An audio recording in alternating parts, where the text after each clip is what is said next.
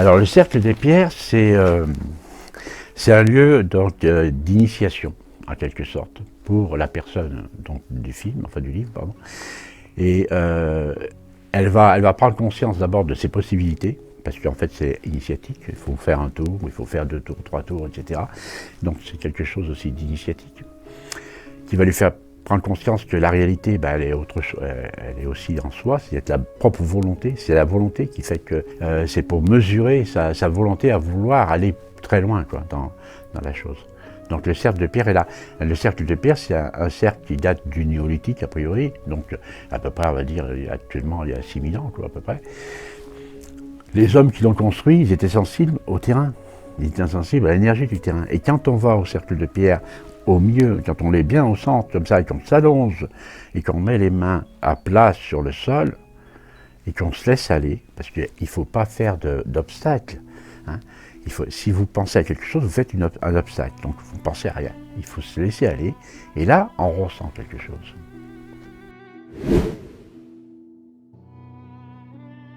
Alors, le cercle de pierre se trouve donc vers le Ménésome, donc qui est une montagne, la montagne la plus haute de la Précie des Crozons.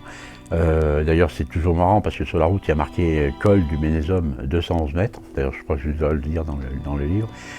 En fait, c'est un peu avant le col, mais la route est un peu avant le col. Moi, je dis que la route est après, mais en fait, c'est juste pour introduire que le truc humoristique, c'est que quand on a vécu dans le milieu du Rhône, de la Haute-Loire, etc., où en fait on voyage à 1200, 2000 mètres, etc., parler d'un col de 211 mètres, ça fait rigoler tout le monde, quoi. Donc là, le premier point, c'est le cercle de pierre. Le deuxième, c'est la chapelle Notre-Dame de Rocamadour à Camaret. Notre-Dame de Rocamadour, c'est particulier aussi, pareil.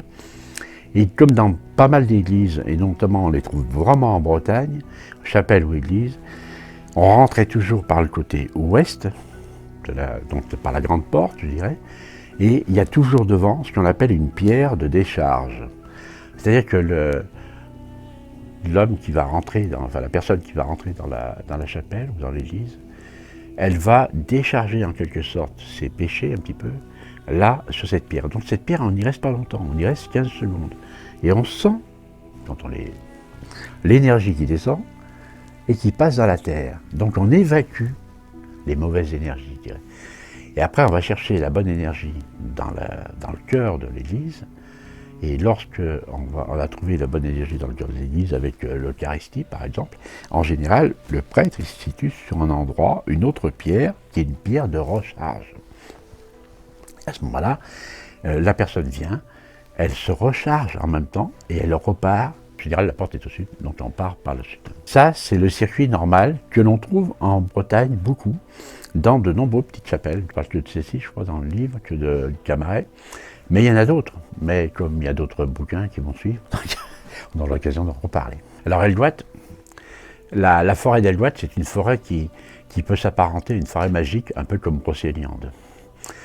Je pense qu'elle est due au fait qu'il y a ce qu'on appelle le chaos de pierre, qui est dû tout simplement à une érosion, parce qu'il y a plusieurs millions d'années, la Bretagne, il y avait les montagnes de la Bretagne étaient à 6000 mètres d'altitude. Et en fait, il y a une érosion particulière, et il y a ces fameux granites, qui sont des granites bleus, qui sont très jolis d'ailleurs. Il y a toute une exploitation de granit à Eldouat, dans le milieu du XXe siècle, donc voilà, jusque même près du XXIe, où on exploitait les granites d'Eldouat. Donc, en fait, quand on rentre dans la forêt, et quand on rentre par ce qu'on appelle la rivière d'argent, c'est-à-dire le petit lac qui se jette, la rivière, elle descend, il y a un moulin, et puis ça descend sous terre. Et là, il y a plein de grottes, donc la grotte du diable, notamment, on peut descendre, et on voit la rivière souterraine. Donc on entend la rivière souterraine, on la voit, ça fait du bruit, tout ça. Et après, la rivière, elle ressort, donc il y a une résurgence, et la résurgence, elle se passe dans la forêt, et la forêt, elle a quelque chose de magique, parce que sur les énormes pierres qu'on voit, qui sont couvertes de mousse, en fait, les arbres, ils poussent. Et ça, c'est étonnant, quoi. Bon, bien sûr, il y a des racines qui descendent, mais les arbres s'accrochent sur les rochers. Alors, c'est vrai que c'est un endroit un peu particulier, et si vous y allez, pas en été parce qu'il y a trop de monde, mais vous y allez à cette époque de l'année par exemple, vous allez faire le petit chemin le long de la rivière d'Argent, vous allez trouver des petits endroits super sympas, des rochers, vous vous posez sur un rocher et vous restez 10 minutes, un quart d'heure, tout simplement, méditer, rester zen et ressentir toute la puissance de la forêt d'Alouette. Le mont Saint-Michel de Brasparts, c'est particulier aussi parce qu'en fait, elle est sur une montagne pelée, il n'y a rien. Tout le plateau de Brasparts, comme ça, avec le lac, hein, quand on regarde vue d'en haut, vue d'avion, ou si on regarde sur une carte, en fait, le lac, il dessine un petit peu le diable. Or, on a Saint-Michel. Saint-Michel terrasse le dragon, terrasse le diable. On est d'accord. Et donc la chapelle, elle est particulière, elle est toute petite. Il n'y a aucune décoration intérieure. Et la chapelle, ce qu'il faut faire, c'est un lieu aussi pareil, un peu énergétique. On fait 3 fois le tour de la chapelle à l'extérieur, dans un sens. On rentre à l'intérieur et on fait 3 fois le tour dans l'autre sens. Ensuite, on se met au milieu de la chapelle et on attend que ça vienne.